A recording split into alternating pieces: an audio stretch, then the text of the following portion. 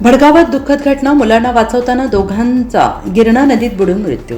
भडगाव शहरालगतच्या गिरणा नदीपात्रात मुलांना वाचवण्यासाठी धाडसाने नदीत उतरलेल्या 2 जणांचा बुडून मृत्यू झाल्याची दुर्दैवाक घटना रविवारी घडली। या दुर्दैवी घटनेमुळे भडगाव शहरासह परिसरात शोककळा पसरली असून सगळीकडे हळहळ व्यक्त केली जाते आहे। मिळालेल्या माहितीनुसार नसीम खान, काफिया शरीफ पिंजारी हे दोघे नदीपात्रात अडकलेल्या लहान मुलांना वाचवण्यासाठी तातडीने नदीत उतरले, मात्र नदीपात्रातील खोल खड्ड्यांमुळे त्यांचा तोल जाऊन दोघेही पाण्यात बुडाले। स्थानिक नागरिकांनी तातडीने मदत करण्याचा प्रयत्न केला, मात्र तोपर्यंत दोघांचाही मृत्यू झाला होता।